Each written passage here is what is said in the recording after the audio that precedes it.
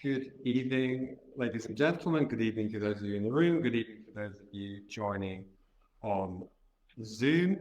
My name is Joseph Cronin. I'm the director of the Baeck Institute, London. This evening, I'm delighted to say we have a three-way collaboration between us, the LBI London, our regular partners in our annual lecture series, the German Historical Institute, London, this I should say second of four in our lecture series, and the German Historical London is represented here by Dr. Michael Schei, who will say a few words after me, and we also have this evening a new collaborating partner joining us, which is the British-German Association, represented here tonight by its chair, Peter Barnes, and by Dr. Tamara Berlo. And Peter Barnes will say a few words after Michael. So without further ado, it gives me great pleasure to introduce tonight's speaker, Professor Dani Kranz. Professor Kranz is an applied anthropologist who currently holds the DAAD, in case you don't know, that's German Academic Exchange Service, Humboldt Professorship at El Colegio de México, I can't pronounce Spanish, sorry, in Mexico City. Professor Kranz is a truly interdisciplinary and academic with training in anthropology, social psychology, history, cultural studies, and Jewish studies. Her thematic expertise covers migration, integration, ethnicity, law, state dynamics, political life, organizational studies, and memory politics. And she's conducted field work both in Europe and in the Middle East. Professor Kranz's current research investigates moral economies, Jewish life, and the fight against anti-Semitism. An important project which she's currently working on in conjunction with Sarah Ross is called Knowledge Architectures, mapping structures of Jewish heritage processes on communal, organizational, and academic levels in post-1945 Europe. Professor Kranz has also recently published an important authored book about the migration of Israelis to Germany since 1990. She also serves as a consultant to the High Commissioner of the German government for Jewish life and the fight against anti-Semitism. She's also a member of the Council for Migration and collaborates with various foundations, museums, and NGOs. So I'm not going to welcome her just yet. I'm going to hand over to Dr. Michael Schei, Deputy Director of the German Historical Institute. Yeah, good evening, everyone. And I also want to welcome you very warmly on behalf of the German Historical Institute. Good to see you here in the room, and thanks for joining us online. The LBI and the German Historical Institute have been co-organizing this lecture series, I think, for almost 15 years now. And it's always a pleasure to work with Joe and his colleagues, and I want to thank everyone who's involved in organizing tonight's events and putting it together very warmly. I think it's a very worthwhile collaboration.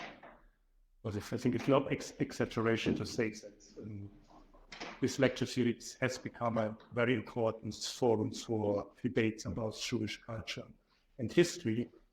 And given what we have seen over the last months or even years, I think it's really important to have these spaces for open communication, for sound information, and for debate. And I think tonight's lecture is a particularly good example of what the series hopes to achieve and hopefully also can achieve. And I want to thank Professor Dani Kranz for accepting our invitation and for going to the trouble to come to London and to speak to us. It's really much appreciated, and we are very much looking forward to what you're going to tell us. And finally, I want to thank the British German Association for co-hosting tonight's events. We have been working on a number of occasions in the past together. So glad to see you again, Peter, and thank you for joining up with us and the LBR. I'm acutely aware that we have more words of welcome than usual, so I think I'll finish and stop here and hand over to Peter, who's going to say a few words on behalf of the BGA. Peter. Thank you, Michael, and thank you, Joe, for the invitation. I'm also very much looking forward to hearing what Professor Kranz has to say. It's a particular personal pleasure to be able to do this event this evening with the Baeck Institute London, because I have a very long-standing personal connection with the late Professor Peter Kulzer, who was a seminal chair of the Baeck Institute London over many years. In the brief interval between Kristallnacht and the outbreak of war, Peter and his family were sponsored to come to England by my grandmother, who was the wife of a country clergyman and very concerned about developments in Nazi Europe and wanted to do what she could to help. And that started a lifelong friendship between Peter, his sister, and my parents. And when I went to Oxford to study PPE, Peter taught me a special paper on German politics and inspired me to spend my 2 summer holidays at university in Germany, which was the beginnings of a lifelong interest in Germany, and inspired me when I had the chance to play a role at the British German Association. And it was a great pleasure to be able to welcome Peter in one of his last years to give a lecture to the British German Association on the impact of Jewish emancipation around 1870. Like many Nazi-era immigrants to the UK, Peter played an enormous role in British public life after the Second World War, but also, like many of those immigrants, despite significant honours from both Germany and Austria, he never returned to his country of origin. And I think one of the things I'm looking forward to hearing tonight from Professor Kranz's lecture is why Germany in particular was relatively unsuccessful in persuading a number of the people who've been forced out of Germany in the 1930s, or their children, to return to Germany in the decades following the war. So thank you very much indeed for allowing the British German Association to be part of tonight's event, and I look forward very much to hearing what Professor Kranz has to say. You should have been involved in me.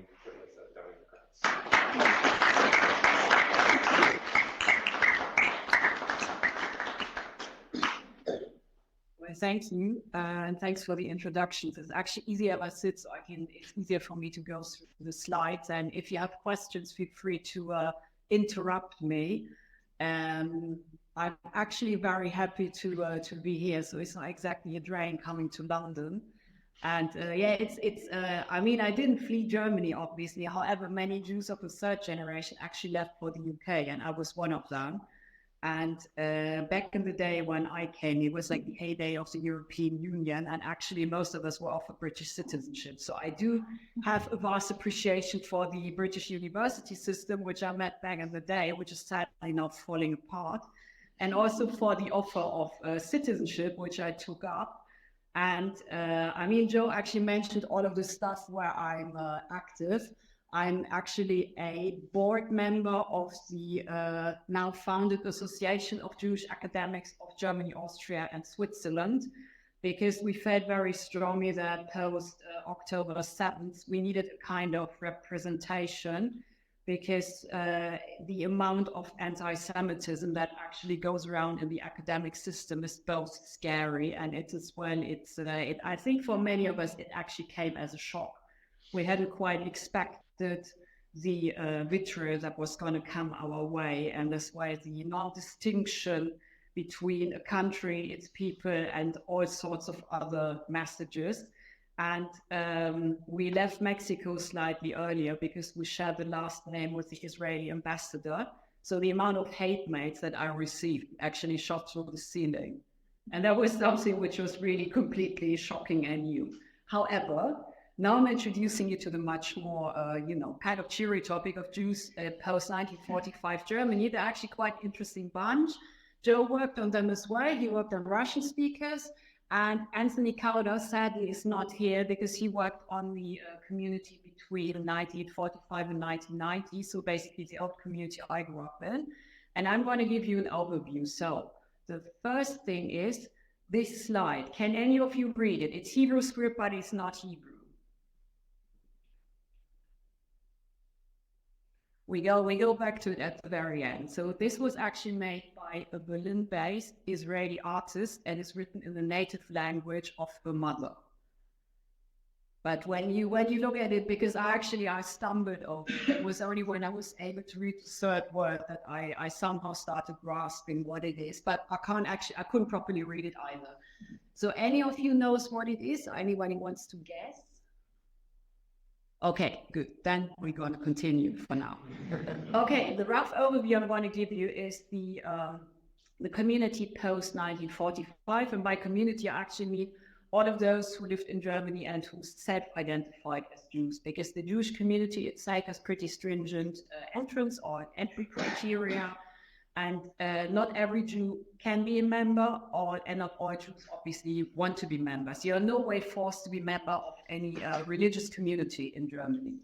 But the first generation and structures that came into being after 45, then the second generation, intergenerativity. So that's the major topic, the third generation and diversity. And then what we now have is the fourth generation, which is growing up in a very diverse country, gay, multi-ethnic, multi-religious, but as well very, very polarized.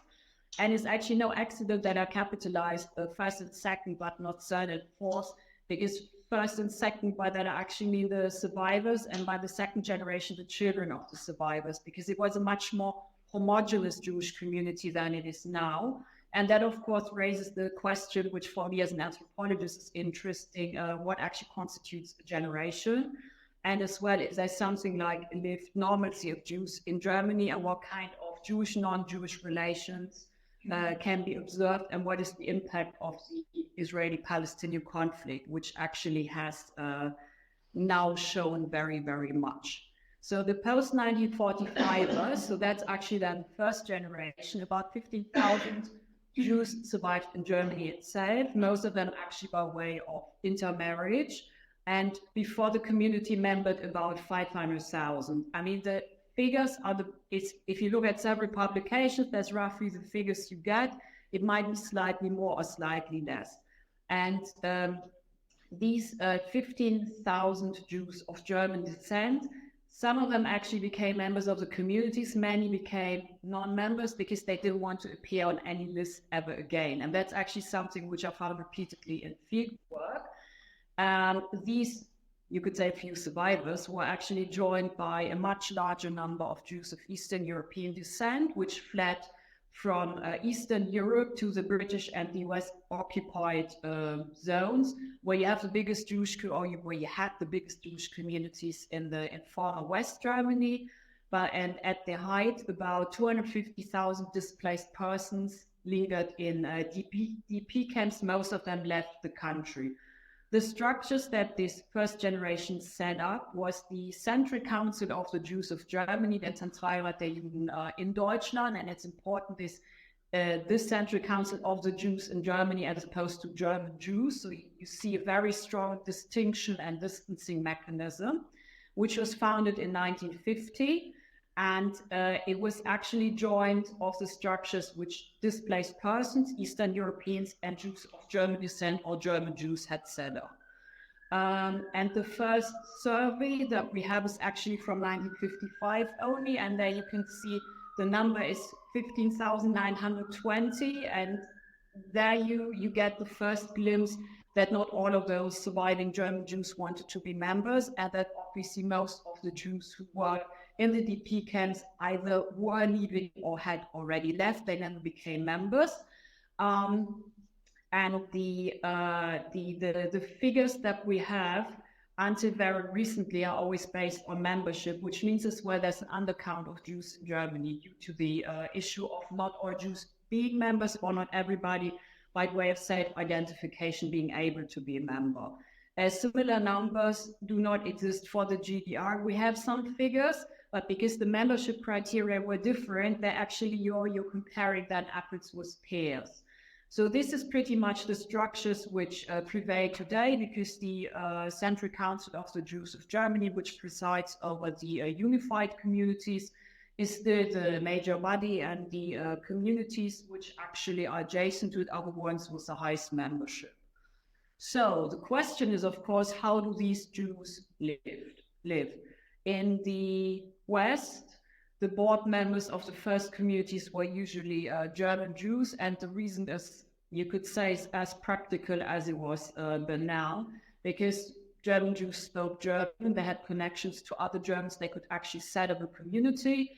At the same time, the Eastern Europeans did not really want to be involved that much with the German, with the majority German community, which they, you could say, residents, because for them, Germany and Germans were very strongly related to the Shoah, so there was a very strong boundary. So the outside representation were initially German Jews, and the majority of them were married to non-Jews.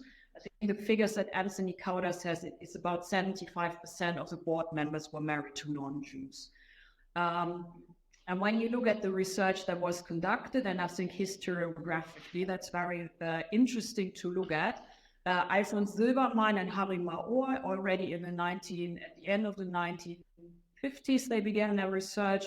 They conducted the first empirical research amongst the members of the communities. There you have the issue again, you catch the community members, but not the other ones who were around. And they were sociologists, and they looked at issues which were important to Jews.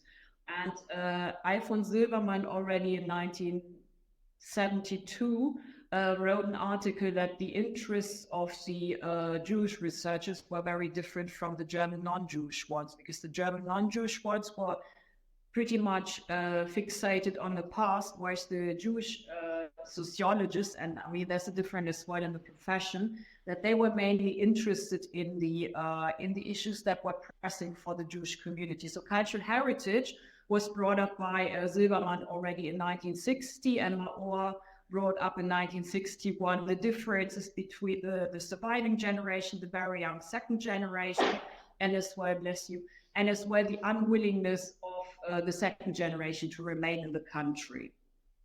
And these topics that they covered concerned identity practice, identity politics, community and social life, and as well Jewish, non-Jewish relations.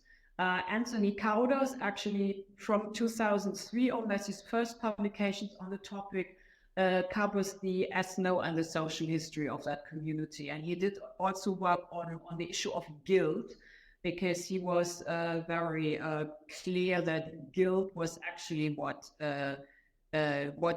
united that pretty much that small Rum community, and that was what he could as well gather from archival materials. However, the issue of trauma, which was ever present, was an issue that in particular the second generation of researchers dealt with, and those were in particular Kurt Grünberg, he did actually do loads of work on it, and Lena Iloblotsky, and both of them are children of survivors. And they looked at the life wars that they were actually confronted with, because the second generation had to create a completely new identity pretty much from scratch, because they couldn't go back to they couldn't really relate to their parents' identity praxis and as well spaces of identity. And they had to create something new, something very different. You could say something after destruction. And there's actually at least one second generation Jew who refers to herself as the first generation born after. It's very rare that second generations would do it. Usually the self-description is second generation, but she said identifies as the first generation born after. It might actually be slightly surprising, but West Germany was always an immigration country for Jews since 1945. So the first Jews that came were obviously then the survivors who fled Eastern Europe. However, in Hamburg in particular, Iranian Jews settled from the 1940s onwards. Karen Kerber is currently conducting research on that. And you can see this kind of hidden immigration if you look at the membership figures and if you look at how many Jews left the country and who actually deregistered, what kind of citizenships they had, and who actually came into the country. It actually was loads of digging of statistics, but and because so many members of the second generation left, but the community numbers actually grew, and this was not a natural growth, so growth by way of birth, but a growth by way of immigration. Linda Baeck actually conducted very interesting research, which somehow touches on that topic as well, although she worked on friendship and love relationships of the second generation. And Micha Bodemann depicted a family history as a case study, and then you can actually track, or you can look, when you look at what they wrote, you can actually see how people moved, to what countries they moved, how circular migration happened, that people moved back and forth.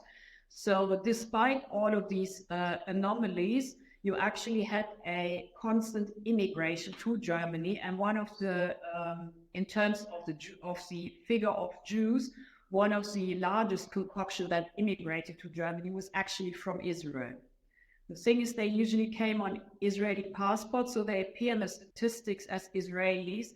If they had any other citizenship or even German citizenship, often you can't ascertain, because even though they might have had German citizenship, they might have de-identified and used Israeli passports.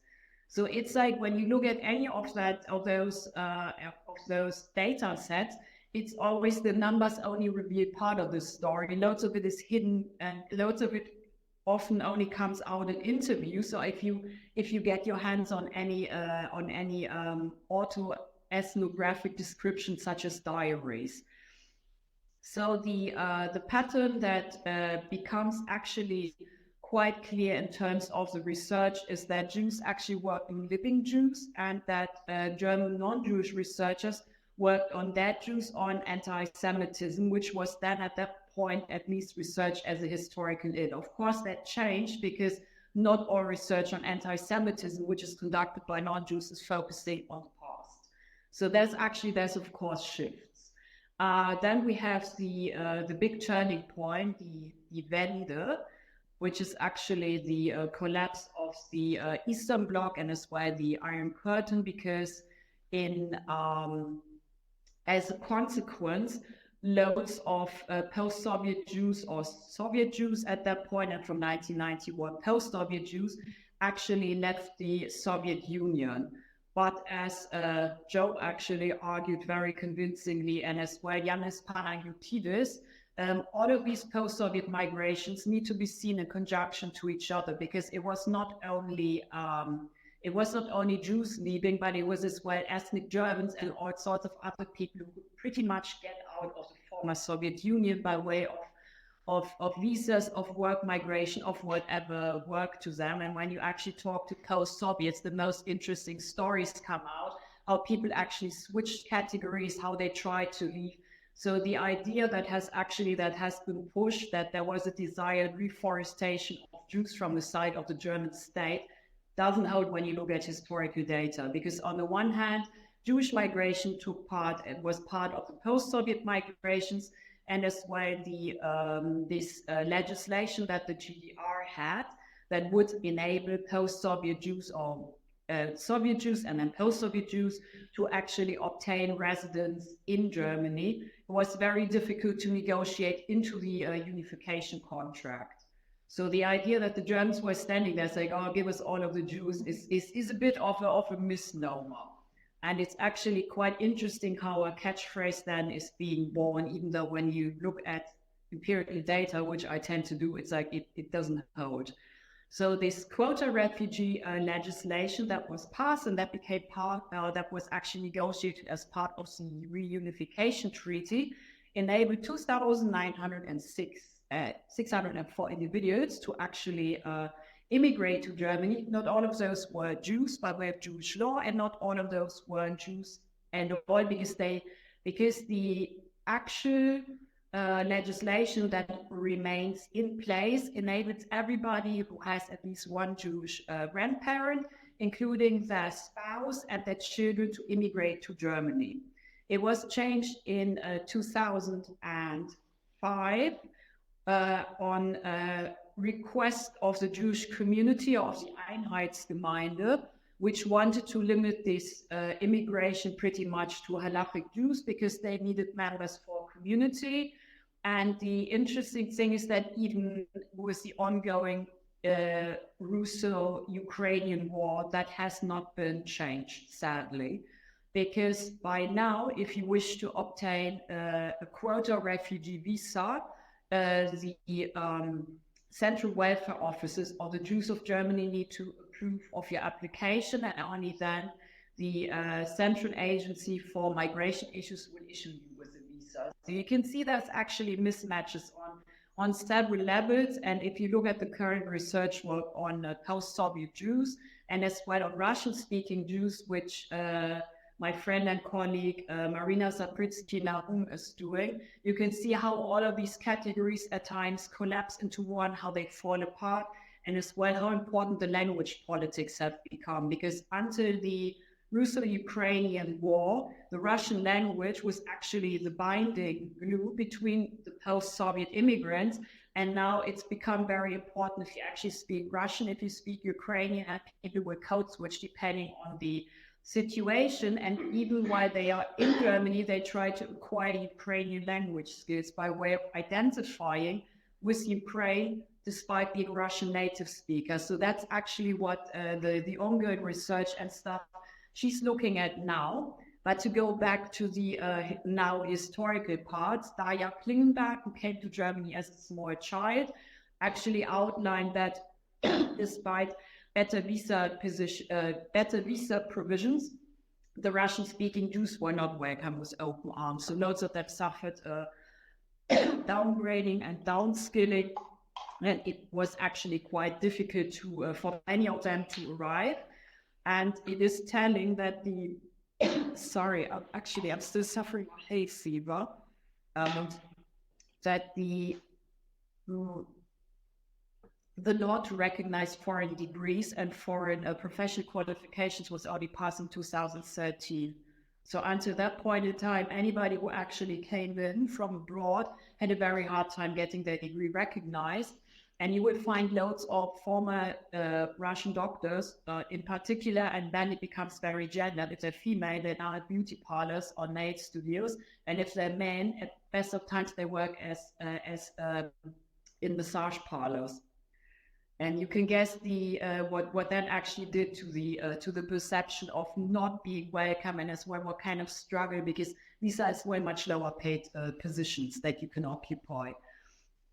And the on top of it, actually, the post-Soviet immigrants triggered suspicion and surprise, and the notion that they actually forged their papers was quite widely spread. So at the same time, despite all of these suspicions, it is actually fair to say that the Jewish community would have withered away if those Russian, post-Soviet Russian-speaking quota refugees hadn't come. And that's actually something you can again look at. When you look at figures, you see quite clearly. In 1989, there were about 27,000 members of the Jewish communities in the West, and only 379 in the East.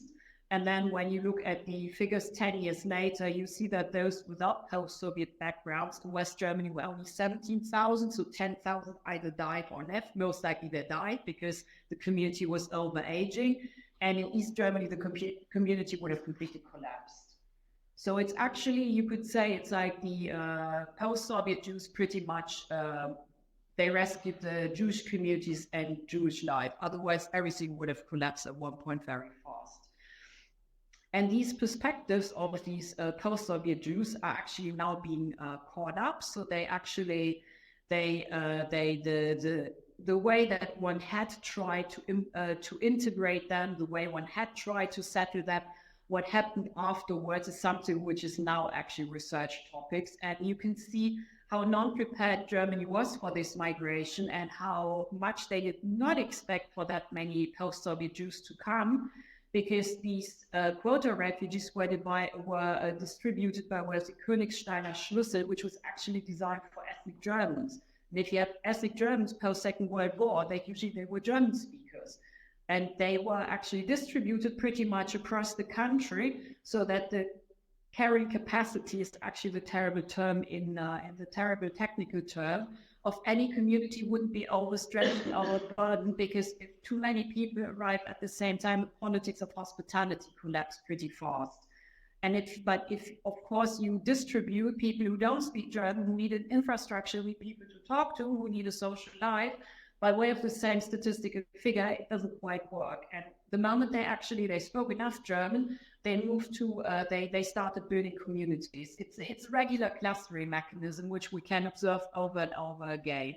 And all of the issues, and I think that Joe's book is actually the most in-depth description and analysis between 1990 and 2015. He describes all of these issues that actually came up with trying to somehow grapple with this immigration, but then not being quite sure how to deal with it.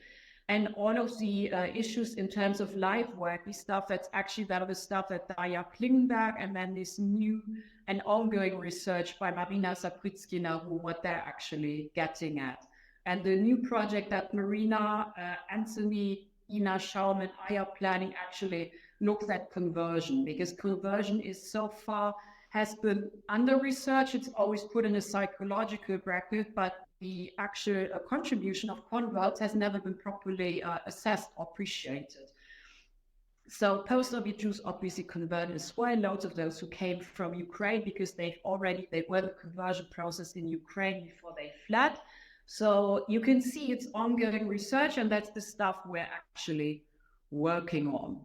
And then we have the slightly wayward presence, because sometimes German politicians like to talk of Jews as presents, Judenheitsgeschenke, which I guess most Jews, including me, deeply resent, because I feel like, I'm a present, and unfortunately the receipt was lost. And it's as well, it deprives you very much of agency. So Israelis started arriving, actually they arrived throughout, but the numbers grew, and they were discovered by the media in way of 2011. And after the media hype, it was possible to obtain funding to research them, because there was actually we still to date don't have a single professoriate position which looks at contemporary Jewry, and we don't have any university which is dedicated to Israel studies. So when you look at the early publications in terms of media, so if you want to do media research, the hype was always, the number of Israelis was blown completely out of proportion. I mean, there were figures around that there's like 50,000 Israelis in Berlin. I mean, they might have visited as tourists, but 50,000 is really way much. So the total of the country is about 20,000. And it's actually today the only subgroup where we have reliable data for representative sample, which is what Uzi Redefon, Heinz Sünker, and I conducted. And we did as well, or what intrigued me in particular when I motivated Uzi to look at me in particular, was the myths and what we could actually see in the figures. So in the media, what was over-reported were artists, academics, and intellectuals. And when you look at the actual figures, you actually find a distortion that quite a lot of them exist, but that depends on the German funding structures, because in the short-term funding tries to pull those in, but it's non-sustainable. And then the next batch comes, and you have kind of an exchange, but those who actually come hope that they will actually get the foot in the door, and that they can remain in the country and obtain some sustainable position, which quite often doesn't happen. And that was actually something that intrigued us, that there was actually a kernel of truth in this kind of myth. And what Uzi and I did together as follow-up work of what I had done is that we looked at how this symbolic capital of Israeli Jewish immigrants in particular impacted Berlin. And then you can see a mechanism that actually because they're desirable as immigrants and they're desirable for specific qualities. And by way of the symbolic capital, it leads as well, or it contributes as well to the rise of living expenses and rents. Is quite intriguing how specific groups like artists bring then up the rent, but at the same time, then they can't afford it anymore. It's actually when you go to Hackney, you can see that here in London as well. Because when I was a student here, nobody wanted to live there, and there were lots of artists, and now it's so cool. I mean, now I hold a chair and I wouldn't be able to afford it. So it's like the ones who actually made the area interesting get outpriced, and that's a mechanism we see in Berlin as well. And this symbolic Jewish and symbolic Israeli Jewish capital is very much oversold. So what Uzi and I did, we looked as well at ads of real estate companies. And there you had all sorts of as well praise of these wonderful immigrants. And I call these Israelis wayward presence because by way of them having grown up in a Jewish majority society, they do actually raise inconvenient questions. They do so very noisily, and they have absolutely no problem of getting into fights with other Jews in public, which for the German public tends to be quite amusing. And sometimes it's mind-boggling what people will say in public or on the internet. Where I say, okay, the internet doesn't forget, but it's nevertheless, it's very interesting to look at. And despite all of what I presented to you, there's actually loads of stuff we don't know. So we don't have any coherent socio-demographic data sets. I don't think anybody from the JPR is here, because those are the guys who usually have those. They have at least some of the data sets for Germany as well. And by way of the structure of the German academic system, it's like what I presented is mainly based on project funding. And that's very sad, because if you don't have coherent funding, then you have researchers doing really good work, then they have the knowledge, and then they move on to some other topic, because obviously they need to make a living. And by way of this, you could say, gaps that exist in the knowledge. Quite often, when you look at first projects, then Jews are related to in terms of anti-Semitism, the Holocaust, and Israel. And it's actually then striking that the actual experience of Jews and the aftermath of the Holocaust and their relationship to Israel have not been researched. So we do have an article by Anthony from 2008, which is historical data, West Straddle Jews and Israel. But in the present, how Jews actually relate to Israel, we don't know. We're trying to get funding. So if there's anybody from the BNBF, we're trying to get that money. And sadly, so those lacks of knowledge, which create then a vicious circle between academia and society, because the lack of knowledge actually perpetuates, is that Jews were very fast turned into smokescreens post October 7th, because the actual anti-Semitism against Jews broke loose before any warranted or not warranted Israeli military actions. And this is something which we can sadly prove by way of loads of statistical evidence and loads of what has been reported in terms of to the respective you could say, usually it's actually psychological help or emergency psychological help.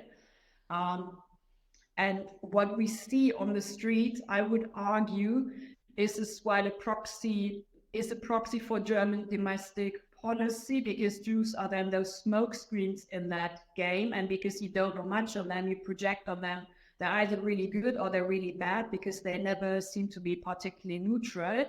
And I would say that German society as such, German majority society, has moved from this verdict of collective guilt to collective innocence, where everybody was allegedly related to some resistance fighter, to what I would call a post-guilt. Because the current generation and the fourth generation of Germans, of course, they don't relate to collective guilt anymore. That's a generational shift. And that this post-guilt society doesn't know how to actually deal with the Middle East at all. And that, of course, isn't being helped by the lack of knowledge about living Jews or Israel, Palestine, or Palestinians for that matter. We actually, if I complain about the lack of research on Jews and on Israelis, we have exactly 5 sources on Palestinians in Germany. And this is the largest Palestinian community in Europe. So it's like, it's actually, I wish something would be done about it, and I hope something will happen.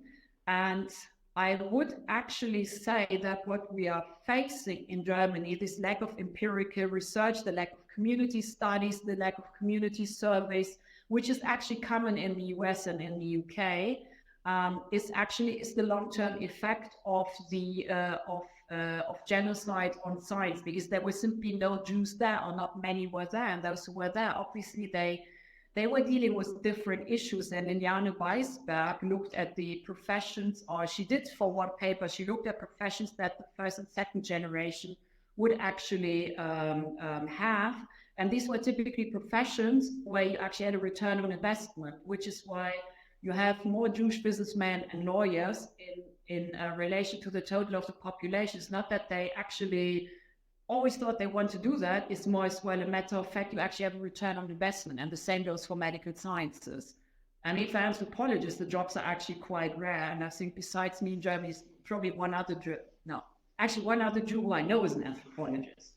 But it's like, people who actually have to deal with the aftermath of genocide will actually they will try to get into professions where they actually make money. And what I hope is now that we will see a shift, that actually studies of contemporary Jewry will come into being alongside Judaic and Jewish studies, because they don't focus on contemporary Jewry. And I think we're now at the point in Germany where we need both, because the community in Germany is not that small. It's the 3rd largest in all of Europe. So we're trying to get the money, but so far we haven't gotten any from federal and state ministries. And actually the Ministry of the Interior has declined to fund the department which we wanted, and so has the Federal Ministry for Research and Education. And it's a very long process to actually wake up administrations and to make the point and to actually show why you need it. And I hope as well that as Peter, as the head of the British German Association, I hope there will be as well people who will go to German studies in the UK and that the language here won't die. And I hope that we will see some shifts in the academic systems, because it's actually knowledge we need to function as a society. We need that knowledge about living Jews, and as well we need modern languages, because otherwise we won't be able to actually to get into proper exchanges anymore. This is actually in German. I can translate it for everybody who doesn't speak any German, which is, I don't know. Do all of you speak German? No, I'm asking, I can translate it. Okay. It's actually a question which Alfred Bodenheimer, a very dear colleague from Switzerland, asked. And he asked the big question in regard to what is Jewish studies actually. So what he asked is like, is somebody doing Jewish studies who works on a specific geographical area or specific period, or who's working on a specific topic in regard to the history of Jews, but who doesn't actually know much about the religious, cultural, and linguistic specificities of Judaism. Or somebody doing Jewish studies who knows a lot about the traditional forms of Eastern European yeshivot, and who has high competences in this area, but in terms of cultural history and sociology doesn't really know much about the topic, and doesn't know how to actually work comparatively in regard to the Talmud, and who has never dealt with the creation of the Talmud. What does it mean that in the German-speaking areas, the majority of the students and as well of the lecturers are non-Jewish, whereas in the US, it's the opposite, and most of them are Jewish. So he's asking core questions of what is Jewish studies supposed to be, and I think he's getting at the very interesting topic of the issue of not only positionality, but also the questions we ask, because we always ask in front of our biographical backgrounds. And I would always argue that it's very important to have mixed teams and to actually have researchers of all sorts of backgrounds, because they ask very different questions, and that enriches sciences. So to finish, it's actually Jews have been obviously making demands in regard to Jewish studies and to their being in Germany in general. So it's actually the third and the fourth generation is quite outspoken in regards of demands towards the German state, which I would say comes as well from the issue most of them were actually born and raised in Germany, which is different to the first and the second generation.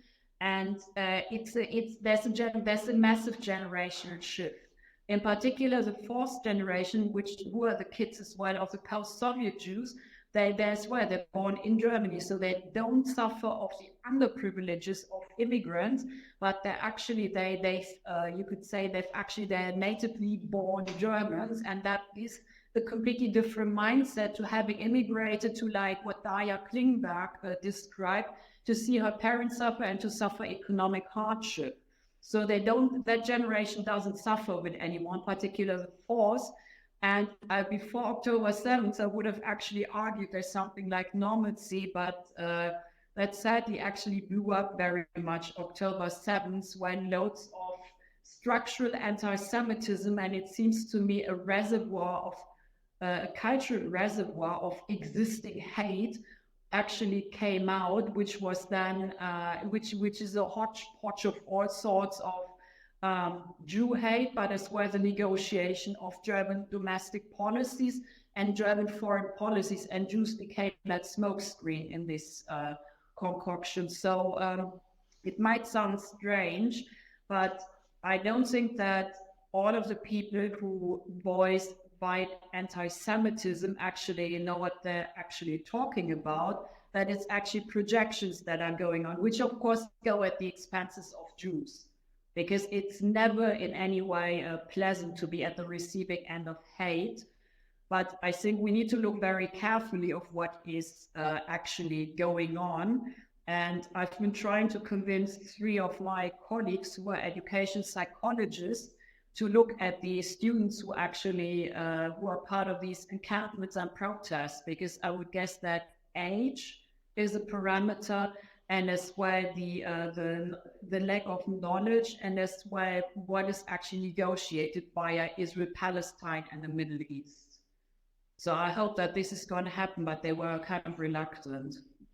I mean, I get it why they didn't really want to touch it, but it's like I hope something like this is conducted either in Germany, the UK, or in the US, where we see loads of unrest. Well, actually, we have an encampment at Colmex as well, but our students hung up the Palestinian flag the wrong way around.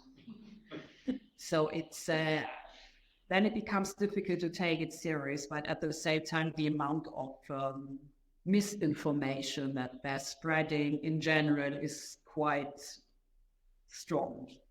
Okay, now I'll go back to the one which I showed you, the photo. So this is actually Greco-Judaic, and the third word, which I could figure out, is Ioannina. So what it says in Japanese, in this kind of in the language of the Romagnot Jews, is the equivalent to if I forget you, my Jerusalem, I will have forgotten everything. And this is the same in exactly this language, which I absolutely don't speak. But the mom of the artist is sure that this is what it says. And yeah, Ioannina is the third term. Okay. I'm finished.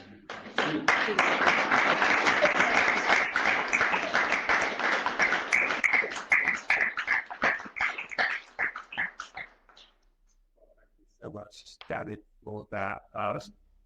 Both incredibly wide-ranging and also very specific, or really, I'd sort of look at it that way. I think it really crammed a lot in, but in a way that was intelligible and really interesting. So we're going to open up to questions both from the room and from the Zoom audience. If you're watching on Zoom, you have the option either to type your question into the chat, we can read it out, or if you prefer, you can raise your virtual hand.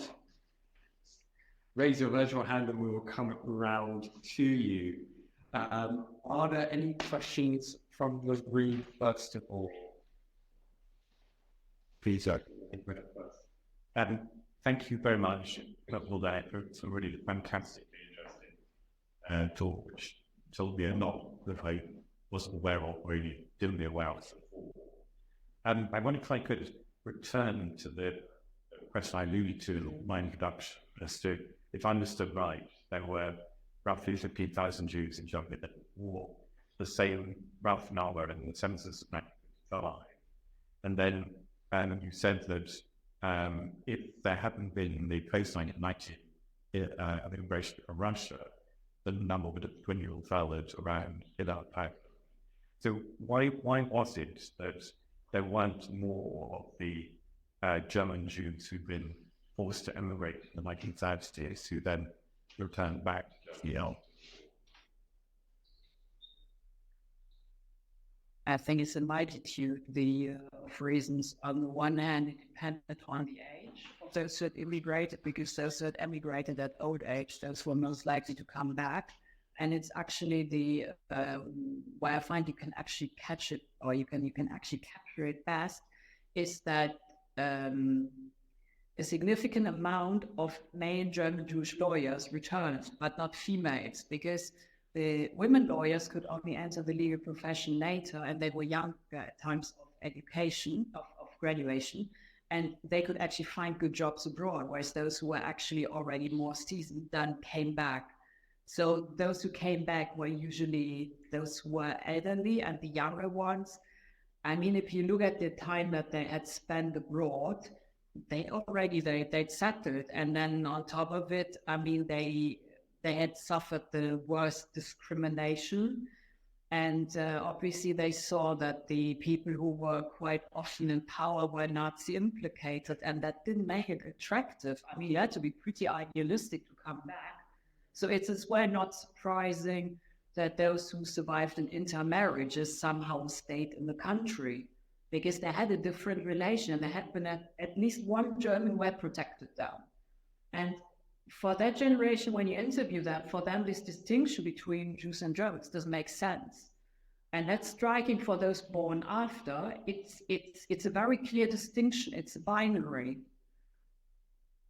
So I think some of it is based on the economics, age of immigration, profession, and then as well, because those who immigrate who were younger than the ones who stayed, they formed families abroad, and then they didn't come back. I mean, I don't know if Nick Cortman is he listening online, because he's the one who worked on citizenship a lot, and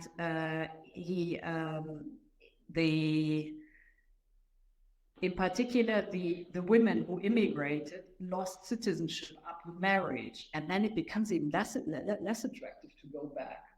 So it's a hard sell then to your spouse. It's like, no, we're going back to the country where they tried to murder me, and I don't have citizenship on top of it. It's structural, and I mean the first commissioners for restitution used to be in, I think, 7 out of the 11 Western states. They were German Jewish lawyers like Philipp Auerbach. Philipp Auerbach, Frenkel is the last name of one of them. And they lost their jobs already at the beginning of the 1950s when different actors tried to enter that scenery, who were much more interested in compensation for ethnic Germans who had been expelled. So I think it's all of that. It wasn't a welcoming country. I mean, we have restitution cases which are still going on. I mean, I'm not saying that Poland is any better on that one, but Polish Jews usually didn't. Not many went back. Not many. Take another question from the room. Yes. We have a thriving Orthodox Jewish community here in Baden. Does that exist in Germany as well?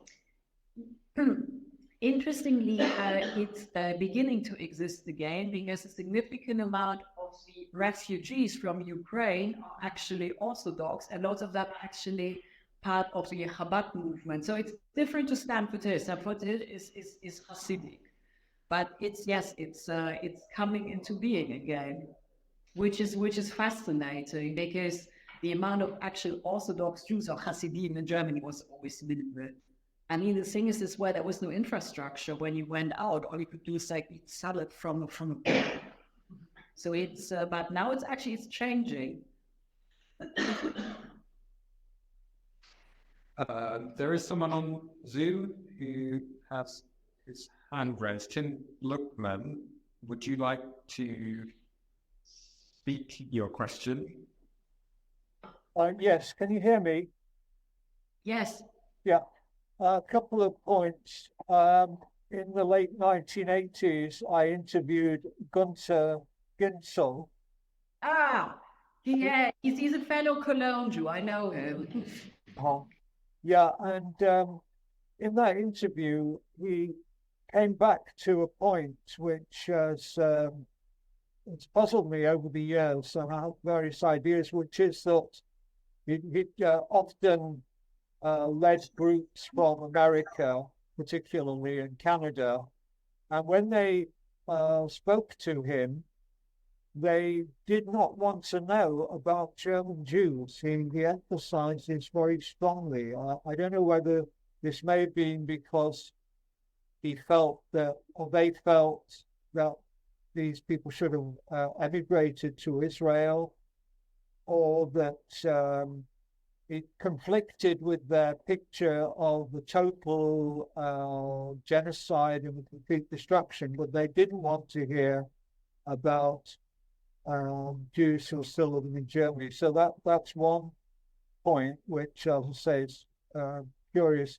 And the second thing, the book by Ralph Giordano, the Second Guilt, The Zweite Schuld, which examines one of the themes in it is about how there were many layers, for instance, in the universities and the legal profession after the Second World War, who continued, or the Bundeskriminalamt, for instance, who continued to push what were, say, modified Nazi views or post-Nazi views. And so this ideology continued very strongly, and it takes generations to filter. And this is one of the reasons why, as you pointed out, there's something of a myth about the successful, the way the Germans supposedly successfully have dealt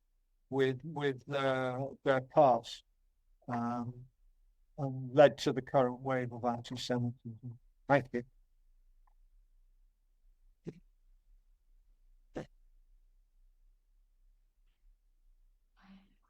Right. Yes, sure. And that's it.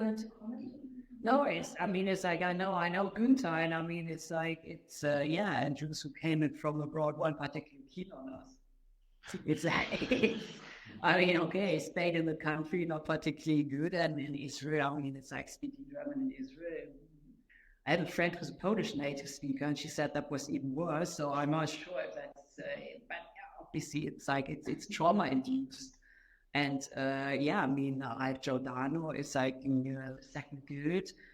Yeah, it's that's pretty much how it is. And I mean, it is where attitudes are transmitted within families, and obviously, if the families agree with Nazi policies, which a significant part of the German population did, then they transmitted that down the line. Of course, not everybody. I mean, family is not a death sentence, so if you don't agree with your family, you might as well break free. But I mean, I am actually still in shock after the election on Sunday, where the AfD won pretty much in the east of the country. I mean, then as a researcher, I'm wondering what has been passed down generations. I mean, actually, I find that pretty scary because they're so far on the right that the French and the Italian right wingers don't want to work with that. Yeah, so thank you, first of all, for really very interesting lecture, which was also so self-reflective because you were also telling us how actually there is a lack of, empirical empirical knowledge that makes it often hard to reach very, very clear conclusions. There's a lot of hinting in the information that makes everything actually a lot more complex. So thank you for that. But my question is actually, do you have any impressions of how what you call our fourth generation now, younger generation, and Jews living in Germany, or I guess the second generation post-Soviet Jews living there, how are they, who are already very integrated, they were born, as you said, Germany, they speak German, they're faith German, how are they responding to this? I think it's a no way has popped up.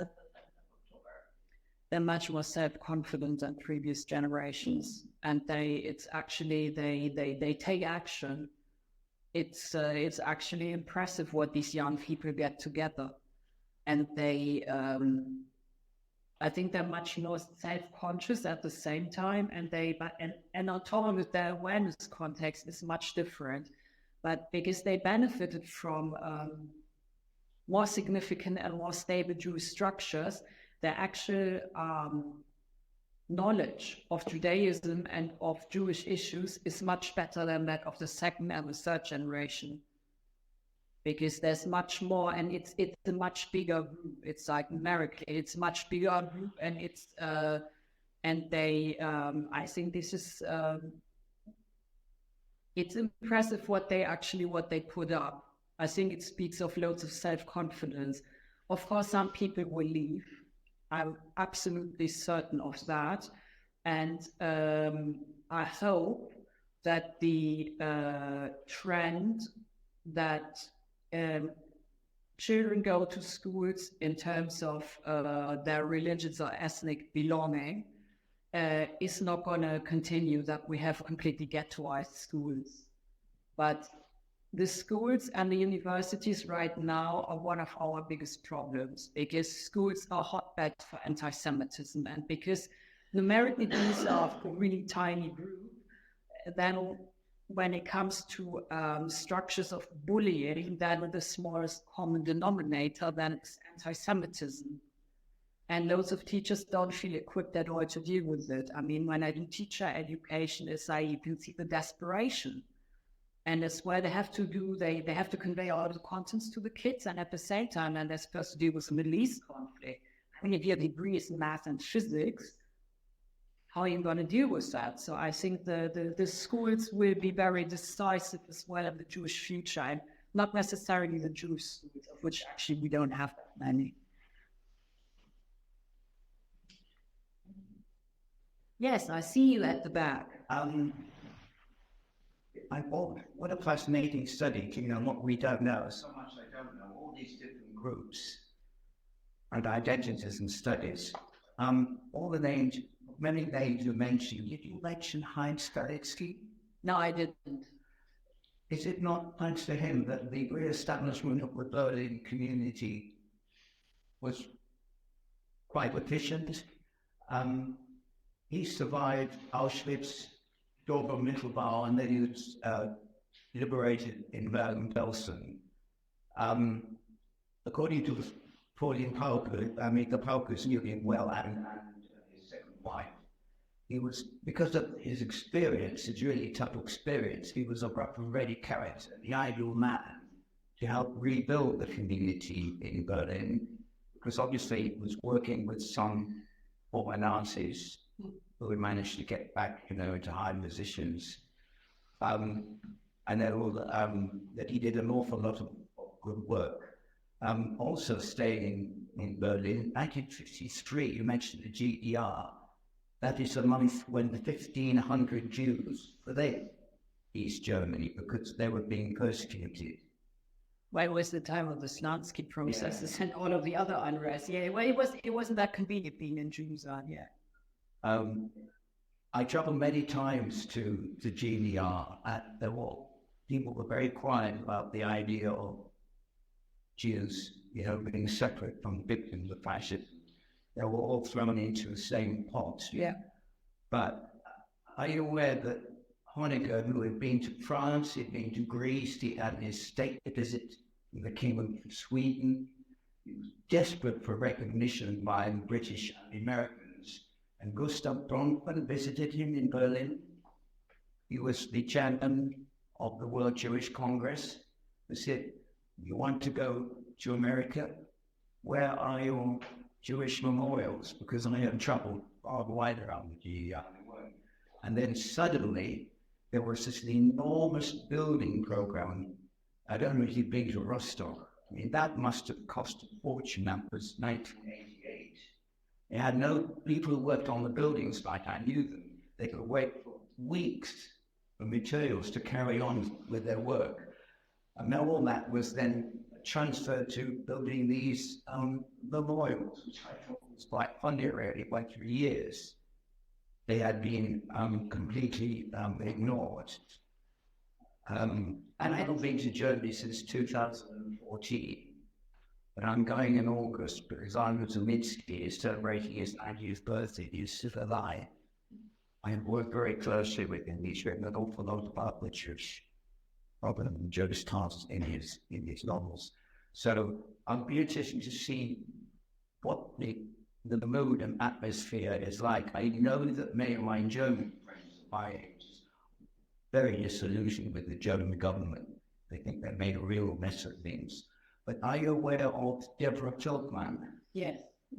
I'm a contemporary Jewish researcher, so yes, I'm aware of notes of my fellow Jews. And very whenever I might think of in the Guardian about the war. But you see, the term anti-Semitism is always used. If I criticize Iran, I mean, I hate the brutal regime there. Am I anti-Muslim? And the word Zionism, you see, doesn't mean what it used to mean.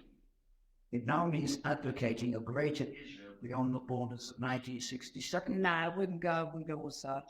Because there are Jews. I mean, I have seen all the occupied areas when there was nothing there. And my grandfather said, all this land has to be given back. Often Jerusalem, which can become an international religious capital. And the Golden Heights, I've been to the top of the Golden Heights. From there you can see Damascus. Yeah. In an old soldier, I visited him. And what's this? The former professor at Oxford also said we must distinguish between what is now anti-Zionism and anti-Semitism. So how would you define anti-Zionism? I mean, I criticize Israel, but am I an anti-Semite? Well, I have no criticism. See, in the eyes of Secure Starmer, anyone who criticizes Israel is an anti-Semite. Well, loads of Israelis do that, and I would call them anti-Semites, and loads of Jews. And, I mean, as you mentioned, that the German government made a mess. I mean, British government, I'm not sure. I have 3 passports. I wouldn't say a particular government in any of them, including the UK. Yeah. So obviously I didn't vote that one. We have got somebody on Zoom who works time. I think you'd like to ask the question for an audio. Oliver Fields. That's how I understood that you wanted to speak. Is that okay? And the tone is on, so I should be here. Well, yeah. Okay. Just lay it out, please. Okay. Which one? Please can you explain what we know about the DP cap until 1945? It's echoing, but I can't really understand you. Well, I was sounding that's the go on, you can do that. That was screen. Your hand, please. Can you explain once more about the DP cap after 1945? to know about the DP camps? That first part I didn't catch. Yes, please. Please, can you explain once more about the DP camps after 1945? So I have the questions written down, so perhaps it would be easier if I. But thank you very much for your efforts. Can you explain once more about the DP camps after 1945? And I'll read the other questions for you, if you wish. Please can you expand on the connection between anti-Semitism and German social stratification? And finally, we would also like to follow up on sort of Dani Kranz's success stories. Can you suggest some for us to follow up? Okay, Daria is actually very critical about those success stories, and she's very clear that the success stories that happen by way of support of teachers and single individuals. It wasn't that the German state was actually so supportive in general. German social stratification and anti-Semitism? You mean social stratification in terms of the stratification of the society, or you actually mean the different ethnic groups who reside in Germany? Because if you look at social stratification, I wouldn't say it's particularly anti-Semitism and social stratification don't actually have a positive relationship, because we can find anti-Semitism across all economic strata of society. What we can find is different forms of anti-Semitism in groups which have different ideological stances, and they have very Jews are projection screens and they're negative for them in very different ways. I mean, Jews can as well be projections or smoke screens for all sorts of positive emotions. So they're kind of Zygmunt Bauman coined the term allo-Semitism, of allos of the other in Greek, so that this other is always bequeathed with a specific value, never neutral and never a local. I'm not sure if that actually answered the question. So interesting. Do we have more questions towards Lily?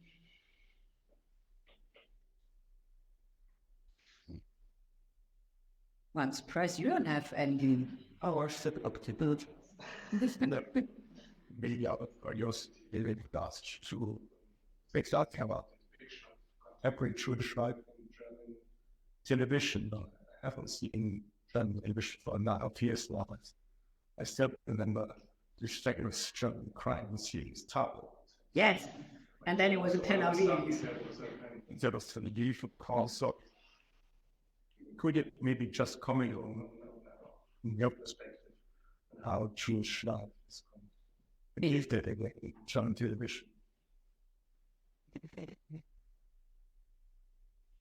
Actually quite differently, because you have those Jews who are then depicted as the Orthodox Jews. You have the Orthodox Jews in Alles auf Zucker, which was screened on German TV. And the issue with depicting Jews is always like, are you making them visible or not? Because the majority of Jews in Germany is invisible, because they're secular, so they don't actually wear any garb that would give away their Jewishness. They might wear Star of David or pendant in Hebrew, but it's not really that visible, and loads of Jews have names which are as well invisible. So the issue in films is always the issue of visibility, and then it depends at what point in time you're actually at what era you're looking at. So the Tatort Tel Aviv, I think, was they came out after 2015, which marked the what was the year? The 60th or the 60th or 60th? No, one of the anniversaries of German-Israeli diplomatic relations. And after that, there was a complete Tel Aviv hype. And at that point in time, you had those Tatorts, which then depicted regular Israelis, pretty much, Tatort Tel Aviv. But I would put those actually in the same bracket as the ones titled Istanbul or titled, I don't know, Thessaloniki, because it was pretty much they were part of this parcel, and the depictions of Jewish life tend to be quite diverse, different. They become stereotypical actually when it comes to features where it's like. I mean, there was this one feature, Jewish life after October 7th, and it's like everybody there was sort of Orthodox and visible. When I'm like, sorry, that's not what we have in our data sets. But then, I mean, Michael Budemann quite that interesting term where he said, die lebenden Juden können nur enttäuschen. And he took enttäuschen, so the living Jews can only disappoint. But when you take it apart and enttäuschen, it's actually that it's a de-deception, because then you actually see the ones who are around, or it de-disappoint. So I think one of the core issues, and which is something which I always find interesting, is the notion of Jewish life should be more visible, but most Jews don't want to be visible. Because it's simply not what they do in their everyday life. And on top of it, I think Jewish life, when it now comes, Jewish life should be more visible at schools, universities, or whatever. No, it actually should just be more bloody normal. So when you want your Jew who looks different? So I think you can see very different depictions. And in those features, I was surprised that the standard was like, is an Orthodox Jew, which is really a total minority. Insignia, like in terms of chains, that's actually quite common, but anything else, no. Did you ever watch Freitagnacht Jews? Yeah. Do you want my wonderful opinion on that? Right. Okay. They had really like a different way. Young generation Jews talking to each other in a late night talk show. But I mean, one of the Jews who were there were professional Jews. That was the first thing. And the second is like, it was Friday night Jews. And it was interesting that it said in German, Friday night Jews instead of Freitagnacht Juden, because apparently the term Jude you could put on the wall, which I found bewildering. And that is where the issue of it being Friday night. No halfway practicing Jew watches TV Friday night, and even if you're not practicing, you have your family in the house, so you can't actually enjoy the show of night. All sorts of individuals being around there. So it was an attempt, and it was actually interesting that the host said that he agreed to do it because at that point in time there was no other work. Okay, it's an honest opinion. I think it's, I mean, in any of those shows, you only see the professionals. I'm pretty sure if we did something like, I don't know, Friday Night Muslims, it's also, we would have a specific batch. So it was interesting. It was interesting to look at and to observe. Yes. Thanks for so many questions that you allow here. Now, Christians here and in Germany are, I would say, secularizing in oodles really fast at the moment. So that means the goodwill coming from religion, cohesion, is reducing. And how is that with Judaism, with Germany, with modern Jews there? And then I have a question about church tax, whether it probably isn't, and how the demographics are, whether the community is proliferating, whether there are lots of individuals or rather not like mainstream German stuff. Well,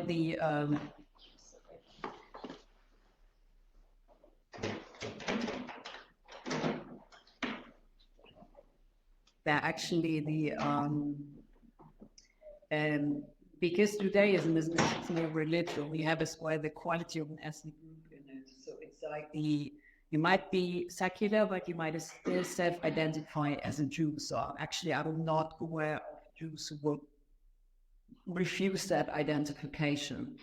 And the glue is not necessarily the religious practice as in a church or belief, but is a tradition. So that doesn't actually diminish.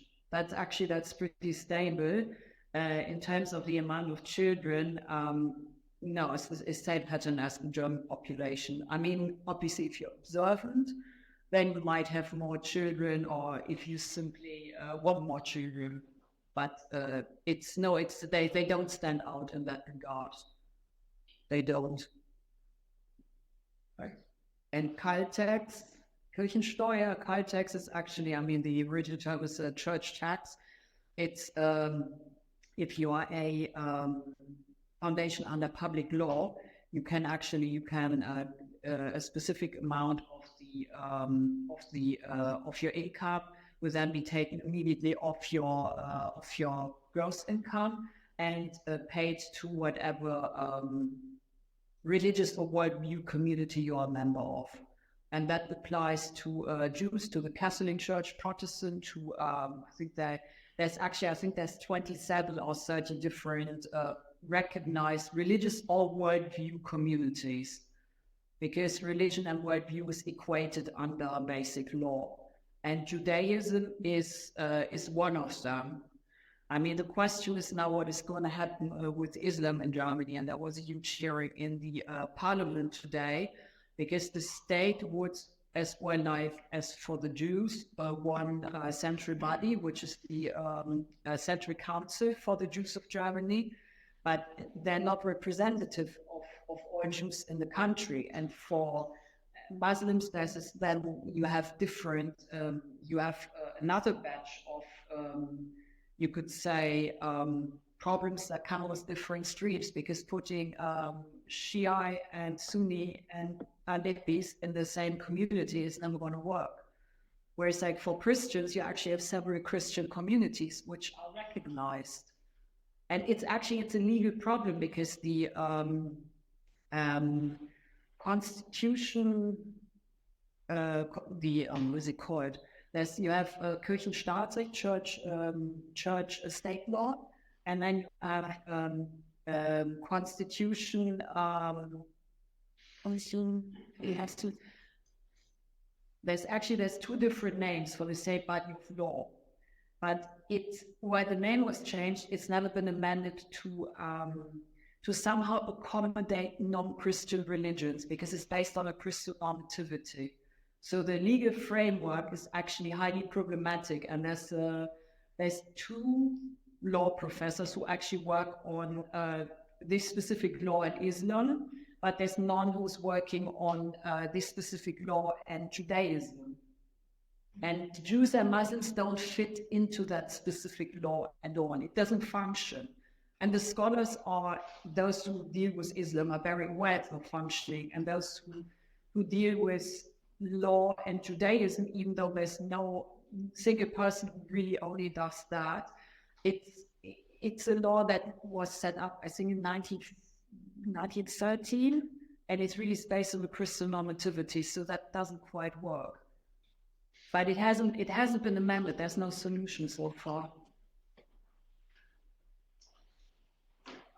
Time for one more question, and Dear Levkovich on Zoom, I'd like to ask a question. Okay, thank you so much. Thank you, Dani, for your interesting lecture. Rare to me to listen to one's own history. I'm second generation. I grew up in Germany. And I can tell you there is another anthropologist, i.e. me, Jewish and studied in Germany. But so there were two issues I wanted to raise. So one is the question of why so many people in the second, third generation, study law, become doctors. And you think, and my interpretation was always that post-Shoah, our parents were quite insecure in a way and couldn't really work for Germans. So they had to make sure they have independent businesses. And I always interpreted it that second, third generations are always at that point feel the same. They have to, have secure jobs and hence couldn't go into the arts or sociology, anthropology. That was my interpretation. And secondly, you mentioned the issue of the lawyers, of returning lawyers. So I'm the director of the Oral History Archive of German Jewish immigrants called Refugee Voices of the Association of Jewish Refugees. And in fact, I think you're absolutely right. There are many lawyers who went back. And I just recently interviewed Irene Auerbach, who is the niece of Philipp Auerbach. And her father was Walter Auerbach, who also returned with his family in 1946 to Germany. And he was a specialist in the trade union law and worked here in England, but then was quite important in Germany. So I think that this group is also important, the ones who wanted to build up Germany, who were socialists, who went to East Germany. And in fact, we know many Kindertransportees, some of them went to build up East Germany. So in terms of remigration, I think that's an important point. That's it. I agree with you. It's as well, it's the what you mentioned in regard to that the parents were insecure, and it's as well when you have those jobs, you can as well, because you're self-employed, you can always take your own holidays off. You don't have to tell anybody why you actually want the day off. So I agree with you. That's another dimension that plays into it. It's like freie Berufe, because then you actually get your own time off. And yeah, the rebuilding of East Germany by way of the Jews who returned, it's fascinating. And I think Jeff Pax and John Borman, I think they actually that's very insightful what they wrote in regard to East Germany. But the amount who went back was still rather small. And it's like, yeah, I think you're actually, but you left, you don't have a country anymore. I think besides me, it's only one of us, then there's one other. So it's like we're very few and in between. And how did your parents react to you becoming an anthropologist? Yeah, they were not too excited. Yeah, neither were mine. But my first degree is business. So I did something useful at one point in time. But I mean, they didn't have a clue. And I think the issue is, well, that plays into it is like the social and cultural capital was actually not particularly high. So this whole high of the German Jewish whatever elite, that might have been partially true for before the Shoah, but afterwards, I mean, I don't think my parents actually knew what anthropology was. I'm not sure they understand it now, but they weren't excited. No. I'm with you on that. No, I think it's exactly what you said. It's the, especially if you're a survivor, you come from Poland, Czechoslovakia, you come to Germany, it's not, you don't think that's something, familiar. You're not familiar with it. But yeah. I guess once you have a PhD, then it makes up for that. So that's okay once you have a PhD. Yeah, for my grandmother it was. For her, it was like, she was saying, well, you never wanted to marry, but at least you have a PhD now. But she was a Berlin Jew. She had, her history is highly complicated, but it is very different from my mom who was then born in Poland. And it's all sorts of shit. Okay, thank you. Thank you. Thank you. Great. Well, I think that brings our discussion to a nice close. I should certainly right on time as well. So please join me again. Thank you. Thank you.